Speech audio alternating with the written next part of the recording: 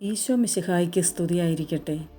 പരിശുദ്ധ കന്യക മറിയത്തോടൊപ്പം 365 ദിവസം നമുക്ക് ഒരുമിച്ച് യാത്ര ചെയ്യാം.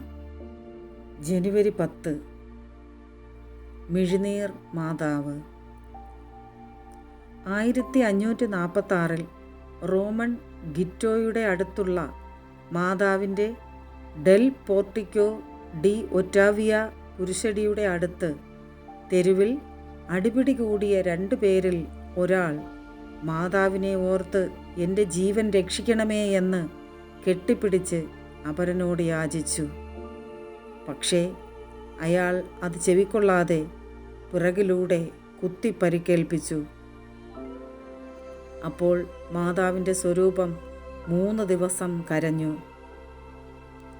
സാൻ സൽവത്താരോ ഡി കക്കാബറൽസ് പള്ളിയിലേക്ക് 15-ാം നൂറ്റാണ്ടിൽ ഈ ചുമർ ചിത്രം മാറ്റി. 1612 പള്ളി പുതുക്കി പണിയുകയും 1616 ഈ സ്വരൂപം വീണ്ടും പുനഃസ്ഥാപിക്കപ്പെടുകയും പള്ളി കരയുന്ന മാതാവിന് വേണ്ടി പ്രതിഷ്ഠിക്കപ്പെടുകയും ചെയ്തു. 1643 മെയ് 20 അമ്മയും കുഞ്ഞുമായുള്ള ആ സ്വരൂപത്തിൽ കിരീടധാരണം നടത്തി.